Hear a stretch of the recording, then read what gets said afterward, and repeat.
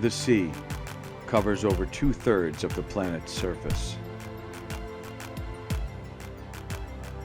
Yet we know more about space and the universe than we do about our own oceans. Between the states of Connecticut and New York is the Long Island Sound, a naturally protected channel into New York City used for over hundreds of years. The Sound's rich maritime history has played a significant role in the growth of our country.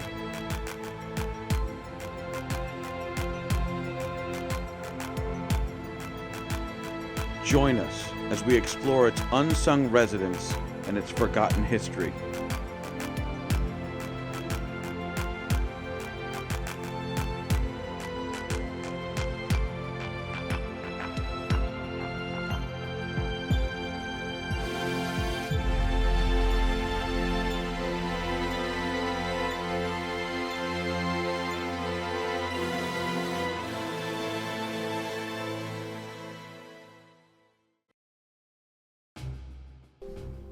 Hello everybody, this is Captain Dennis with Squalus Marine Divers.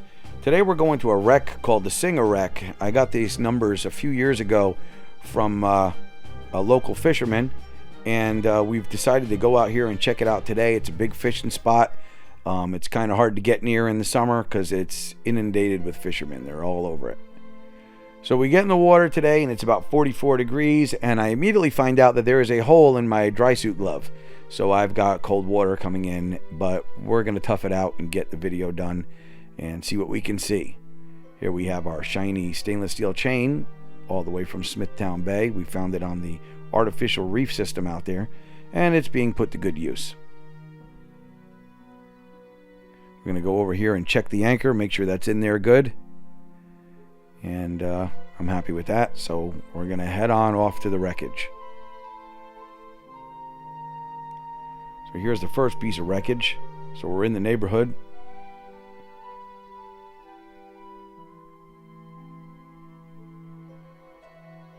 And as we move southeast, we come across a lobster's burrow. He's living down there, burrowing down there, throwing his garbage all out on the street.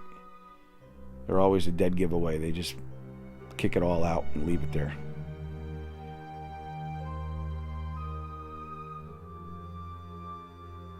There's some more big pieces of wreckage. This looks like it might be a valve. And here we have a big piece of copper.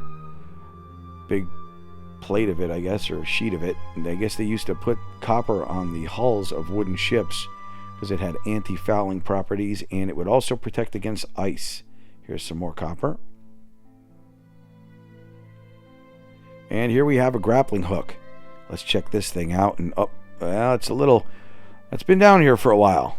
Pretty weak. I guess it's just some steel that seen better days. So it's a big fishing spot, so I'm sure that there's more stuff like that down here. Now this piece up there, and that looks like a hook or something. And over here, it kind of looks like a wheel or maybe a gear or something. So I don't know, maybe this is a crane. Let's just call it a crane. And on the other side here we have a long piece. So maybe it was a crane. I don't know. On the other side we've got some wood. It's rotted out pretty good, and it's got a little bit of green in it, so maybe it's got some brass spikes. Here's some big hydroids. These things flourish in the cold temperatures in the Sound. Just kind of looking around on the bottom, see if there's anything interesting, but it's just big pieces of steel. It kind of looks like a tire here.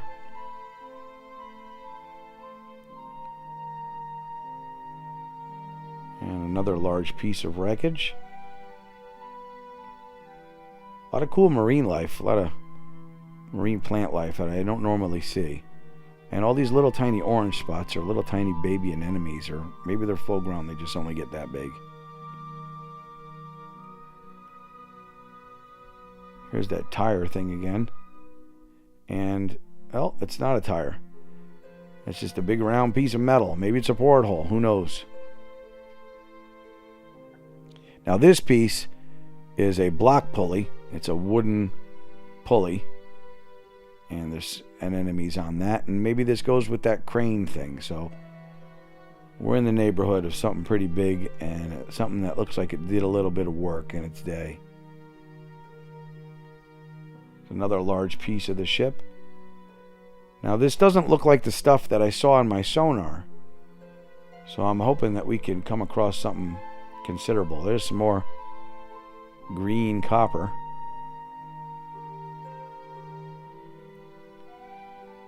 Here's that crane again, starting to make our way back towards the anchor. Now if you look into this, I guess it's like a fused bunch of steel. You'll see these wheels and gears and stuff.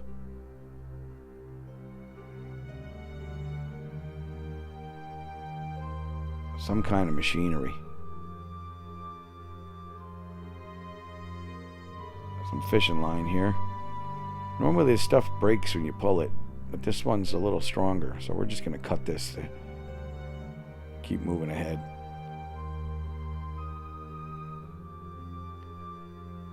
That's the end of that. Got a bottle down here. And here, if you look again, you'll see these like wheels and stuff. See them? They're like gears, or maybe they're valve handles. This is just probably garbage. But right there, you can see on the right-hand side, it almost looks like it has a valve to turn on water or something like that. Or maybe it was carrying that stuff. Parts, spare parts. Some more copper.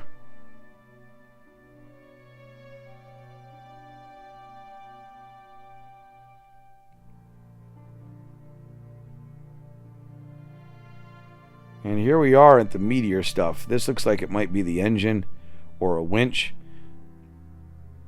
And as I work my way to the west, I can see the massive boiler. This is what's coming up on my sonar as a 20-foot relief. This thing is huge. And see that little leg right there? Those are the little legs that are holding it up. So this is not resting on the mud. It's got little legs, little stanchions that are holding it up. I just want to get a better look over here at that machinery. Of course, I find the good stuff at 1200 psi. So we don't really have that much time to hang around. But you can see here there's a little brass pipe fitting. And here's some chain going over what looks like the capstan winch. Well, that's pretty much it. So we're going to make this part 1. And we're going to have to come back here later in the summer on an odd day when there's nobody around and see if we can see something a little bit more interesting and get into the meat of the wreck. We hope you enjoyed today's dive. We encourage you to check out other dives at squalusmarine.com. And I'm going to make my way up. And until next time, I'm Captain Dennis.